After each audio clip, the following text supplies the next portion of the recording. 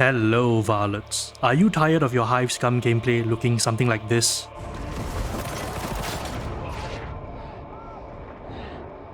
Okay, maybe not as bad, but if you are struggling to stay alive and think that this class is just too paper of a character and it feels bad, well, you're in the right place. In this video, I'm going to break down the survivability of the Hive Scum, showing you how to make use of everything in your arsenal to stay alive, and also reveal a bug that might be causing you to feel a lot more squishier than you are. So watch to the end and let's get it on. The first thing I'm going to do is level everyone's knowledge about class survivability by bringing out this table. This table shows the base stats of all the classes, tabulating their base health, toughness and stamina along with its related stats. I've also included a row on mandatory nodes because these will be talent nodes that you will have to pick up in order to progress through the talent tree. Taking that into consideration, I've also provided a row with the updated new maximum stat values. Let's start from the top. Compared to everyone else, the Hive Scum is as squishy as a Psyker, with both having the same base 150 health and 75 base toughness. Where the Hive Scum has an advantage is in its stamina stats, especially its stamina regeneration at 2 bars per second, the highest in the game so far. Combined with a low stamina regen delay, the Hive Scum can recover from blocks and pushes quickly, and regen stamina rapidly when coming out of a dodge. Dodging momentarily pauses stamina regeneration for those who are unaware. So if you are used to playing as a Psyker, then the Hive Scum squishiness should not be a surprise for the most part. Now let's talk about those mandatory nodes. The Hive Scum gets plus 25 toughness and 10% toughness damage reduction or TDR. Not bad as far as defensive stats goes. This addition basically makes it about as tanky as the base stat Veteran.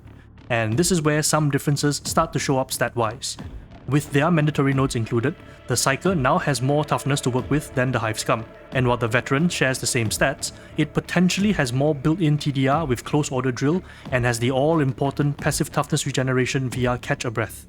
So stat-wise, the Hive Scum is indeed the softest class in Darktide. In other words, tanking hits is not something you should be doing at all since you don't have the defensive numbers to back you up as much.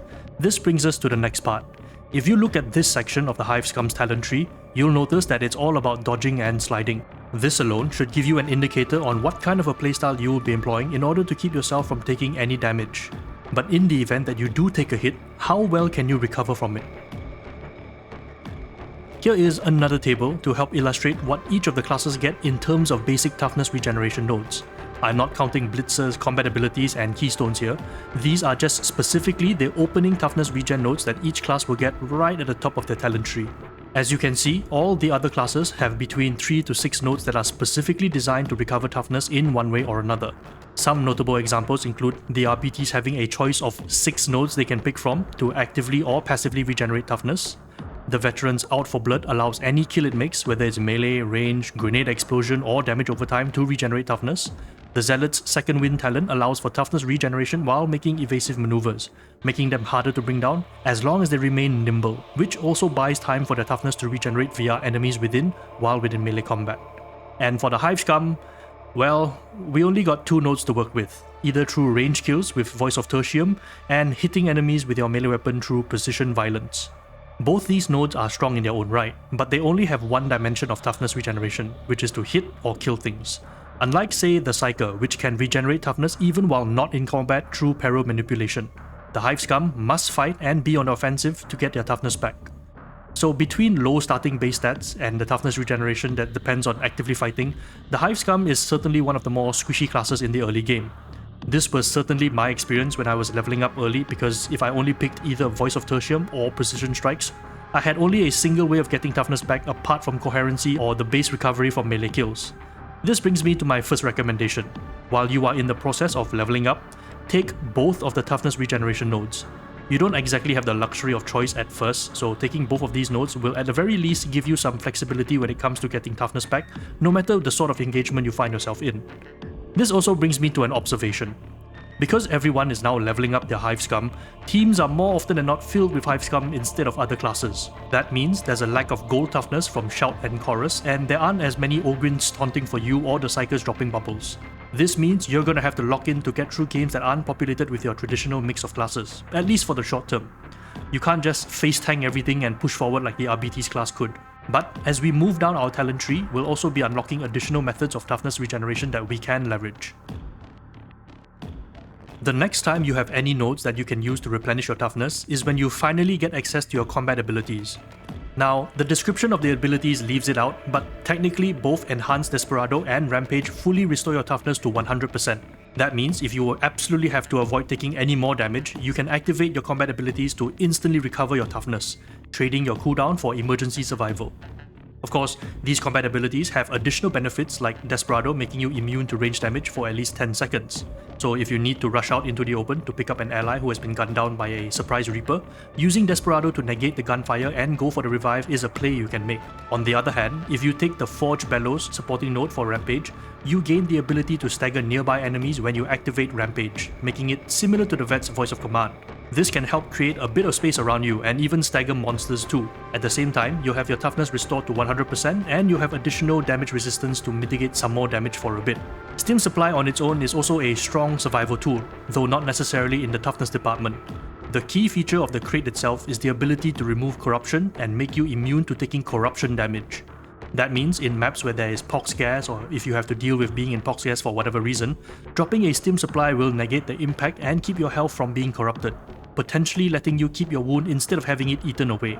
If you combine this with the toughness branch in your stim lab, you can drop a stim supply crate that instantly heals up to 50% toughness and also provides you with 16% damage resistance. And yes, while I know some might see it as a waste of a stim to restore toughness, having the tools to keep you and your team in better shape is not always a bad thing, especially if you are still leveling up or playing with players that aren't the sharpest shiv in the toolbox. The rest of the nodes which provide toughness are obvious, but I do want to highlight a handful which I find to be really nice. Tis But the Scratch is a great node for recovering from chip damage if you've taken any range damage at all. As long as you don't outright have your toughness broken, it will do a lot to keep you in good shape. This talent pairs very well with the Stripped Away blessing found on some ranged weapons. It allows you to convert range damage taken into stamina, which then gives you immunity to range damage, so you can let Tis But the Scratch regenerate some toughness, which allows you to tank more range shots and creates a sort of a loop. Burst of Energy is a great backstop node that allows you to get back to 50% toughness should your toughness break. The stun immunity provided is also helpful in getting out of situations where you would have otherwise been stun-locked to death, and pairs very well with Tis But the Scratch. The last one is the Chem Fortified node, which allows you to not only build up toughness damage resistance. Emperor knows that the Hive Scum could always use more, but the fact that you can recover 50% toughness can also act as an emergency toughness restore as well. If you build a toughness regeneration stim, you can have a full restore stim handy in your backpack whenever you need it. Following the Hive Scum's behavior of using whatever they have on hand to make things work, if your toughness stim helps you go down less and complete more missions, then why not take it? Now, if you recall from the start of the video, you might have seen me briefly regenerating toughness rapidly. This is the last trick up the Hive Scum's sleeve. I know most everyone basically doesn't care or has completely forgotten that Coherency Toughness Regeneration is an actual mechanic in Darktide. Normally, we wouldn't even talk about it at all, but in the case of the Hive Scum, we're looking to utilize every single mechanic we can to increase our odds of survival. We already saw some of the few ways we have to keep our toughness up. I've already gone through some of the talent nodes which can provide you with toughness regen, and by using your stim as a full restore with the immediate toughness recovery. But it was the toughness regeneration part that got me wondering. What if we stacked up on toughness regeneration while also buffed up with the stim? Now, before I go any further, for those of you who are unaware, the toughness regeneration effects in the stim lab only affects coherency toughness regeneration. This is not toughness replenishment, which affects the strength or effectiveness of your toughness regenerating nodes. So, as an experiment, I took 3 toughness regeneration speed perks on my Curios, which not only gave me 90% increased toughness regeneration, but also reduced the delay of my coherency regeneration from kicking in. Here's a table to help you see what benefits you are getting from doing this. This alone would increase my coherency regeneration from at best 7.5 toughness per second up to 14.25 toughness per second, and it would activate in less than 1 second if there were no enemies occupying my engagement slots around me. This makes it particularly good at recovering chip damage from range enemies, very similar to the Tis But the Scratch talent node, but without having to spend the talent point. In this clip, since after taking toughness damage I don't have anything to fight or kill, I can only count on my coherency regeneration to top me off. And with having between 2 to 3 other teammates nearby for a short period of time, I am able to rapidly regenerate my toughness back to full right before the next engagement breaks out. It's small moments like these that really help plug the holes in your survivability, especially early on. As for what kind of regeneration you can expect to get if you stim yourself with additional toughness regeneration, here's a table to show you that too. This table shows that if you stim yourself up with 80% additional toughness regeneration while having 3 toughness regeneration speed perks on your Curios, your coherency regen can go up to 20 toughness per second, which goes a long way to helping you with mitigating damage throughout your mission. For reference, my Hive Scum has a maximum of 178 toughness, and that means I can recover my entire toughness pool in about 9 seconds. Whether you want to use this mechanic is up to you, but if you do, I would highly recommend taking the loose formation talent to improve the consistency of having at least one other person in Coherency for this to work. Personally, I kind of like it, especially when paired with a build that focuses on using the Needle Pistol as your primary. Since your Needle Pistol can't trigger Voice of Tertium, you can only rely on precision violence through your melee attacks as a means of basic toughness regeneration, or getting shot via Tis Butterscratch. This is apart from your stims and Coherency, of course. But what happens when a bug causes your melee attacks to no longer regenerate toughness? If you have been depending on precision violence as your only source of basic toughness recovery, this might be why you have been feeling more squishier than usual. As of this writing, the talent node Hypercritical, which allows you to one-shot enemies with your critical hits if their health isn't high enough, can cause precision violence to stop working entirely after activating for the first time. The first clip I'm playing now shows precision violence working correctly. It's regenerating toughness on hit as expected. But in this clip, I've taken Hypercritical, and as you can see, I'm no longer regenerating any toughness while smacking the Crusher.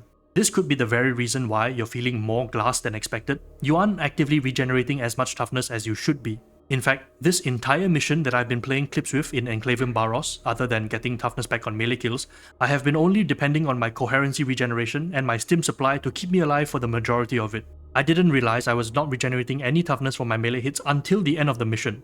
So until this bug is fixed, I would recommend you removing the Hypercritical node from your build unless you aren't depending on melee hits for your survival. So there you have it. These are some tips and pieces of advice for staying alive longer as the Hive Scum. Much of these seem obvious at first, but with the frenzy of having a shiny new thing to play with, sometimes the fundamentals and core mechanics are thrown out the window and forgotten. The Needle Pistol build you see me using is essentially the same one I've shown in this video, so if you want to play with that build, you can find it there. If you found this video useful in some way, consider sharing it with other Hive Scum so that they may go down less and hopefully make your missions a little easier.